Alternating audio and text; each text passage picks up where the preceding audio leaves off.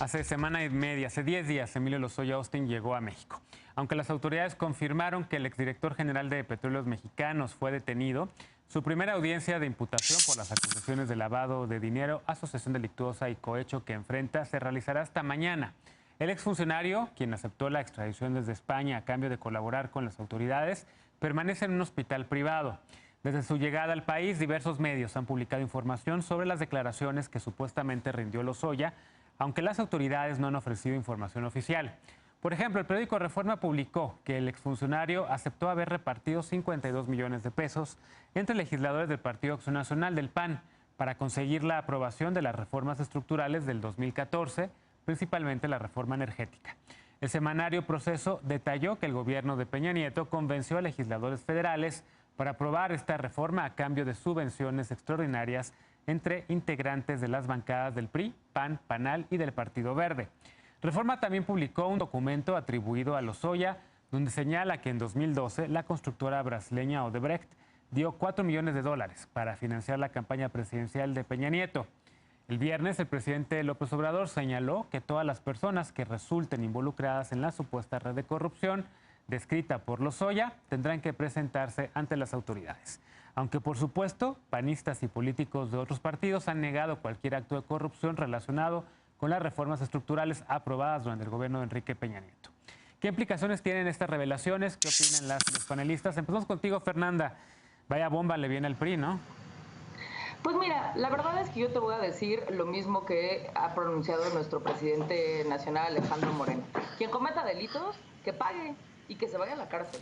O sea, a mí más bien lo que me preocupa, y sí debo decirlo, es todo este aparente show que se está haciendo en torno a Emilio Lozoya, y permítanme explicar por qué me parece que esto está siendo manejado casi como un show. A ver, después de varios días de tenerlo ya aquí en México, ¿no? Y evidentemente de llevarlo a uno de los hospitales más caros de nuestro país, pues apenas el día de mañana van a ser las primeras audiencias de imputación. Me parece que evidentemente la salud de Emilio Lozoya es importante, eso me queda muy claro, y me parece que hay que respetar el debido proceso, pero justo por eso a mí me parece que la anemia no lo hacía materialmente imposible para que, llegando a México y pisando suelo mexicano, lo primero que se realizara fuera su audiencia inicial para poder dar la calidad de imputado. Segundo, pues me parece que siguen por ahí las violaciones al debido proceso, o al menos me parece que el día de mañana por los abogados de Emilio Lozoya pudieran ser consideradas como violaciones, porque incluso tenemos al presidente de la República haciendo declaraciones como que ya se están generando algún tipo de acuerdos y de tratos con los abogados de Emilio Lozoya para poderle dar un carácter de testigo colaborador. Honestamente me parece que pues es fatal que se estén ventilando temas de la carpeta de investigación, por un lado, y lo segundo, que creo que es terrible, me parece impensable que le puedan dar esta característica de testigo colaborador, porque por cualquiera de los delitos por lo que se le va a imputar, evidentemente son delitos de afectación grave al interés público, y segundo, pues no está habiendo ninguna reparación al daño. Entonces me parece que se están excediendo con el trato tan fino y tan decente que le están dando a alguien que pues seguramente tendrán ahí una carpeta muy bien armada, a quien le podrán probar o no pues el que haya recibido dinero de algunas otras personas. A mí esta es la parte que me parece grave, y peor aún que la Fiscalía y el presidente de la República pues estén queriendo enfrentar lo que no han podido ganar realmente de combate a la corrupción, que lo estén queriendo hacer mediático. Me parece honestamente que esto pues obedece a un distractor. Al final del día me parece que hoy los mexicanos estamos pasando por la crisis sanitaria más importante que hemos tenido en las últimas décadas, una crisis económica que está dejando sin empleo a millones de familias, sin el gasto, sin la oportunidad de llevar los alimentos a la casa, y creo que el día de hoy el tratar este tema como lo están haciendo me parece que es inaceptable. Contrapunto, Eder, ¿es un show mediático, como dice Fernanda? Pues las filtraciones lo fueron, pero ¿quién les dice a la opinión pública que las filtraciones vinieron de parte del gobierno? Pudieron haber venido de la defensa o de algunos de los cómplices, ¿no? De algunos de los que tienen la información y que todavía siguen en libertad y operando políticamente. O sea, al presidente de la República en este momento no le suma que se filtren datos de cuánto dinero y tal, pues eso se va a saber en su momento, y cuando se sepa, pues ya esperemos que también haya imputados, que no nada más sea la información tal cual. Entonces, el asunto aquí es esto de las filtraciones. Tú sabes, a mí no me gusta mucho debatir en torno a esta lógica de filtraciones, porque sobre todo en casos como este, efectivamente puede venir con otro tipo de interés que enturbie el proceso. Y lo que hemos dicho aquí siempre, que se cuide mucho el debido proceso, pero también en este caso a una persona clave, por supuesto que se le tiene que cuidar, más allá de por su estado de salud, es porque no nos vaya a parecer suicidado en una de esas, ¿no? Entonces, eso es lo que hay que cuidar, y este discurso de que es un distractor por la coyuntura que viven los mexicanos, en realidad es una coyuntura, la recesión y la pandemia que vive todo el planeta, en la que estamos en una situación muy compleja que hay que tratar con mucho cuidado y con mucho respeto, porque hay gente que desafortunadamente ha fallecido por la pandemia, y sin embargo, el que exista esta coyuntura no implica que no se tenga que ejecutar también otro tipo de medidas que van en torno a la gobernabilidad, a la transparencia y al combate a la corrupción, que ha sido la eterna bandera de la Cuarta Transformación. Entonces, a mí me parece que mañana será un día clave. Creo que es muy importante que se cuide muy bien al personaje, que se le impute lo que se le tenga que imputar, pero también que dé toda la información para que se esclarezca de una vez por todas cuántos responsables y cuántos beneficiarios. La última vez, el último programa que tuvimos antes de irnos de descanso, yo les decía, no por una filtración, simplemente cuadrando las fechas y cuadrando los tiempos, era evidente que Odebrecht se utilizó para operar el Pacto por México. Y eso lo hablamos en aquella ocasión. Entonces, seguramente muchos de los actores políticos promoventes de este acuerdo estarán nerviosos, y qué bueno, pues ahora sí que cuando vean las barbas de su vecino cortar. Bien. Lecona, estamos frente a un caso que tiene la posibilidad de sentar un precedente importantísimo para la justicia en este país, o de convertirse en un uso político de la justicia. Las dos. Yo creo que estamos frente al caso de corrupción política que tiene posibilidades de judicializarse más importante de la historia del país. Es de tal dimensión que permitió que un grupúsculo de criminales se hicieran de la presidencia de la República hace 8 años. O sea, no es cualquier cosa. Todas las coyunturas y las cosas que pueden venir de la llegada de estos criminales al poder, pues tienen obviamente la génesis y el origen en muchos de estos triangulaciones y de estos hechos que ya empezamos a ver, por lo menos, con posibilidades de ser juzgados, pero que desde hace mucho tiempo ya sabíamos por la prensa, por las filtraciones, perdón, pero la prensa no tiene la culpa, ni se puede responsabilizar a la prensa por publicar o no una filtración. Si a mí me llegara una información del caso Lozoya, por supuesto que la publicaría, porque estamos en un país donde la impunidad es de prácticamente el 100%. El periodismo hace su chamba. Lo que han hecho periodistas como Raúl Gil Olmos en el caso mexicano, de buscar en las audiencias de operadores de Odebrecht en otras regiones del mundo, en otras partes del mundo, en otros procesos que se han sido más abiertos, más transparentes, pues no es nada más querer dinamitar un proceso ahora, digamos, en otro país, sino que aquí mismo pues no había señales de que se estuviera investigando. Claro. Ahora, siempre ha habido una tensión desde antes de que empezara este gobierno entre justicia y politiquería, ¿no? Y hoy creo que la representa muy bien Andrés Manuel López Obrador. Esto que el presidente todo el tiempo está reafirmando de que cree en su política de punto final, de no abrir juicios contra expresidentes, de no juzgar delitos del pasado, no es más que una oferta de impunidad. Una impunidad que no puede ofertar el presidente, que no puede prometer en una consulta popular, porque ni el Ejecutivo ni la sociedad tienen ninguna facultad para intrometerse en los procesos ministeriales y mucho menos en los judiciales. Sí. Y uno diría, bueno, ya está Emilio Lozoya aquí, ya está juzgando, esto evidentemente lo está capitalizando el presidente López Obrador, entonces eso quizás es la prueba de que no se está dando un uso político de la justicia.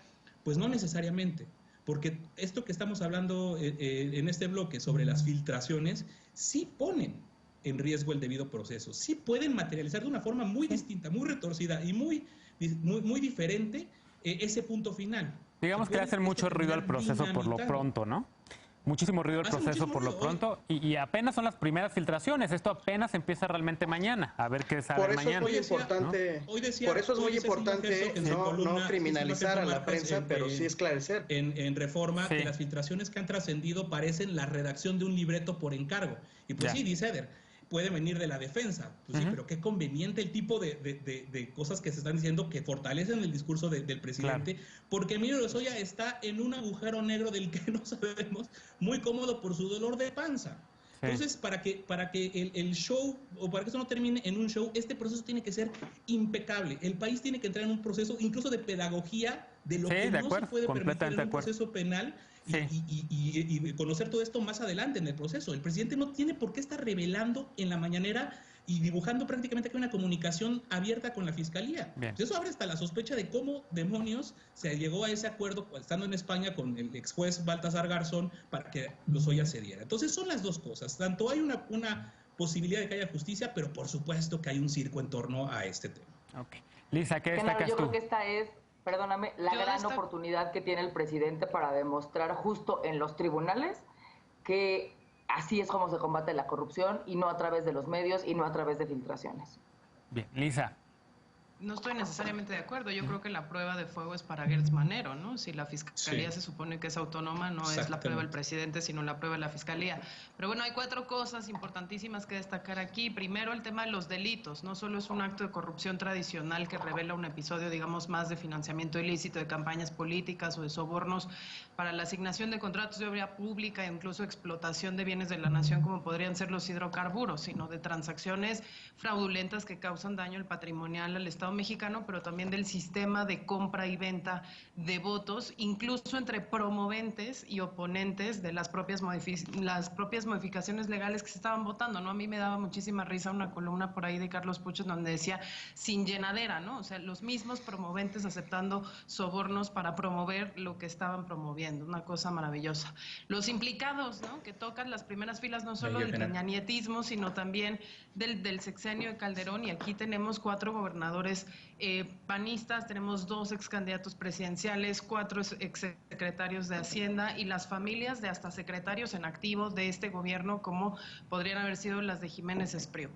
La estrategia de la defensa, que efectivamente pues pone el proceso en entredicho, y justamente la pulcritud de la fiscalía va a ser clave aquí, porque sí se han registrado filtraciones del lado de las autoridades. De hecho, hoy Ricardo Rafael en su columna El Universal lo que dice es que él extraña también la información entregada por la Unidad de Inteligencia Financiera, que antes de entregarla a la Fiscalía ya la estaba revelando a los medios, y donde sí importan mucho también, como les llama Eder en algunas ocasiones, las argucias legales, ¿no? Justamente hay unas tramas muy complicadas sobre el origen de los pagos, si eran consultorías, si no eran consultorías, si eran asesorías, si eran sobornos, el número de empresas involucradas, ¿no? El tema de la triangulación entre distintos puntos geográficos y empresas fantasmas, y donde importa también pues el centro de la negociación y la estrategia de la defensa, que evidentemente pues intentará minimizar el daño para el cliente en todos los niveles.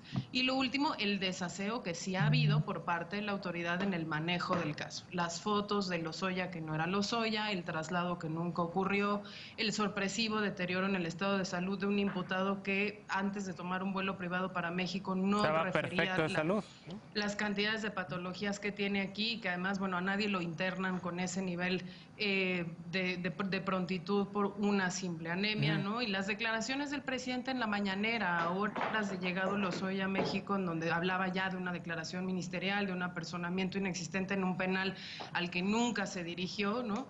La imprecisión que era realmente apabullante de todos los involucrados después de ya bastante tiempo de que había llegado de este lado, y el hecho de que sí ha habido violaciones muy importantes, lo decía incluso Ricardo en la misma columna, como el tema del el secreto sumario, ¿no? Que quien haya tenido las filtraciones de lo que declaró en España, pues será legalmente imputable tanto en México como en España, porque está poniendo en riesgo todo el proceso, la investigación binacional. Y lo último, el riesgo de complejizar demasiado este caso y entonces perder la oportunidad de sí efectivamente juzgar a Lozoya por los delitos que se le van a imputar y sobre los que sí hay información, por esta voluntad de llegar hasta el calderonismo, hasta las últimas consecuencias del peñanietismo. Entonces vamos a tener que tener ahí pues una justa medianía que nos permita maximizar el impacto del caso sin perder todo al mismo tiempo. Bien. Cierro contigo, Eder, que levantaste la mano.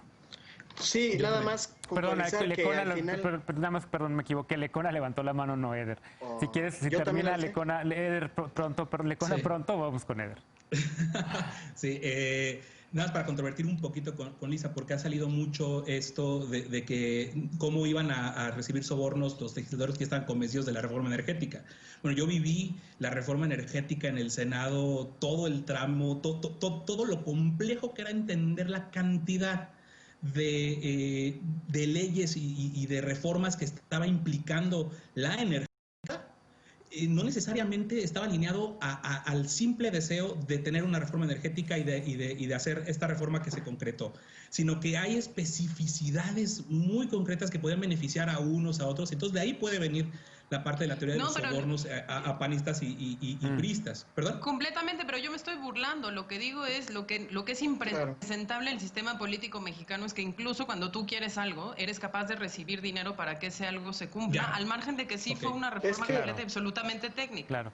Último comentario de rapidísimo, por favor, que nos vamos a corte. Justo es lo que hemos dicho todo el tiempo. A los neoliberales no los mueve una ideología, los mueve el interés de la lana, del amor por el dinero. Eso a nosotros en el PRD nos intentaron convencer. Andrés Manuel rompe con el PRD y decide construir Morena como partido político justo porque lo invitaron al Pacto por México. Y a muchos nos invitaron a no irnos a Morena y quedarnos en el PRD porque había mucha lana de por medio. No los movía una convicción ideológica, los movió el asunto de la corrupción, los movió el tema de la lana, y eso queda claro con esta información que tiene Barbosa sobre sus propias imputaciones también está bien interesante, ¿no? Pues vamos a tener mucha tela de dónde cortar en las próximas semanas, cuando vayamos conociendo más información respecto a este caso y información que pueda ser también corroborable.